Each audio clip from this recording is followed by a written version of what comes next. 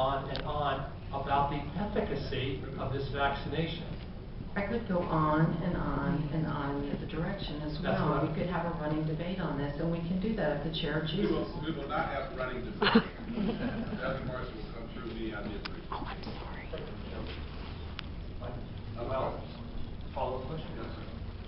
I would ask you to do that then. Can you give me any quote or report from the American Academy of Pediatricians, American Cancer Society, Nation's Health, that speaks, or from any journal, medical journal, that says that that questions the efficacy of this human papillomavirus, which you said you could do a moment ago?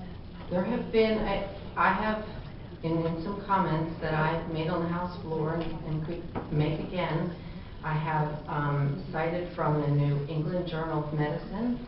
I've cited from a Gail Javed, MD of Law and Policy, at the Director of Genetics and Public Policy in Washington, D.C. She was also a research scientist at the Berman Institute of Bioethics at Johns Hopkins University. Dina Berkowitz, an assistant professor of pediatrics at George Washington University. Lawrence Gostin, associate dean for research and academic programs. The National Council of State Legislators, and all sorts of different folks that have, and even people that worked on the vaccine that said, slow down, and they also were not all in agreement about mandating the vaccine. One question, Mr. Chairman. So that I understand you clearly, are you saying that the New England Journal of Medicine, which I would agree is one of the preeminent journals associated with medicine and methodology in this country, are you saying that they opined that this vaccination, the efficacy of this vaccination is questionable? I am saying that I have information that questioned the vaccine, and I'm not prepared right at this moment. I will be prepared to answer that question for you, but I'm not prepared right at this moment to be as exactly what you're asking me here to say. Follow-up question, Mr. Chairman. Dr. Marcy, how far you want to go down this line? I think from some of the authors that you cited, I think it might be a fair statement to say that there are significant valid ethical issues around this vaccination that have been raised in medical journals and in the literature. One final question. Dr. Marcy. Delegate, are you aware of the number of incidents of cervical cancer each year that young women, documented instances of cervical cancer that young women are exposed to each year in the country, not just the Commonwealth? This is not a debate about any type of cancer. There are many cancers. My mother recently passed away from cancer, so I really don't want to go down that medical direction either. Delegate Marcy, do you have another question? I do. Is there one particular vaccination that you question more than another?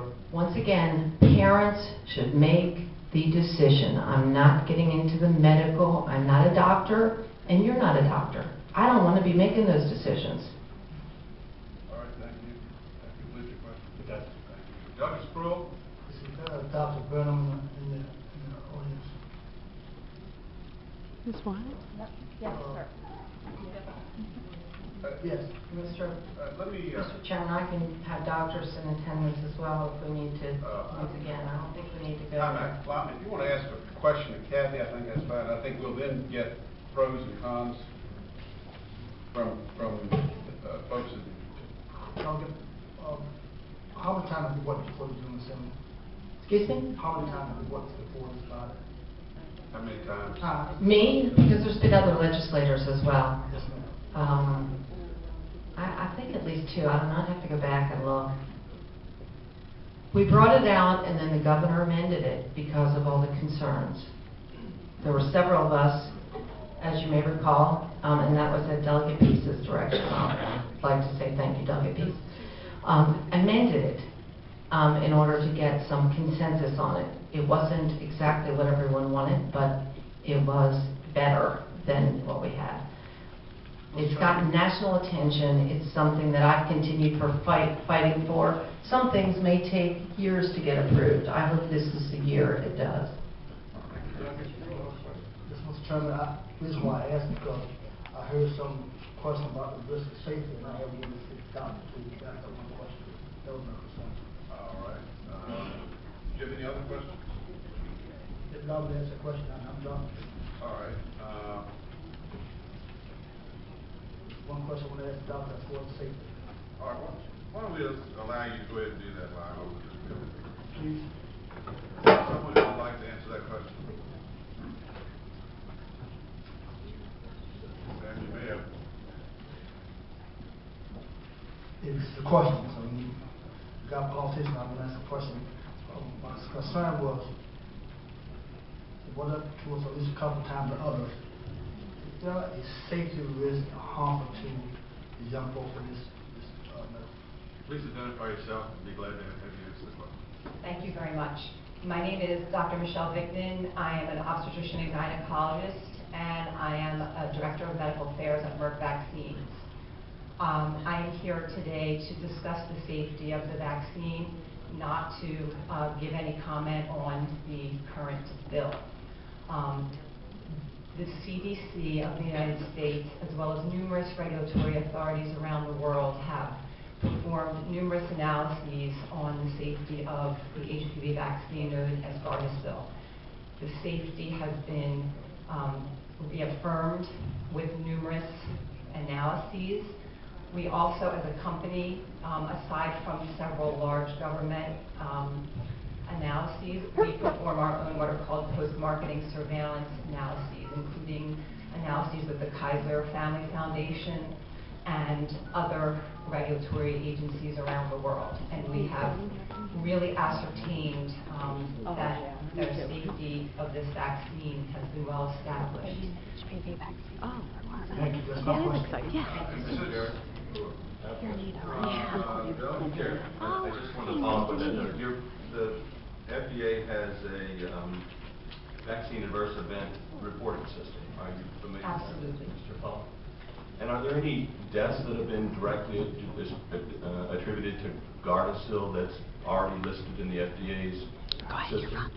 Now, according to the CDC evaluation, which was most recently updated in October of 2011, these deaths have not been associated with the vaccine. They have not been shown to be caused by the vaccine. Mr. Chairman, the only data that I have, that I've been given is that there's 71 deaths that have been attributed to, and I guess perhaps I'm using the wrong language, and perhaps I just need to go check my sources. And I guess my final question, are there any lives that have, Mr. Chairman, are there any lives that have been proven to have been saved by Gardasil? At this point, the vaccine prevents cervical precancers, which can lead to cancers.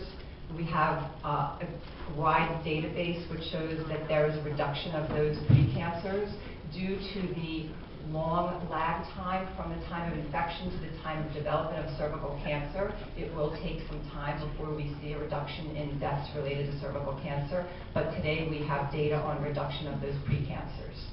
Thank you.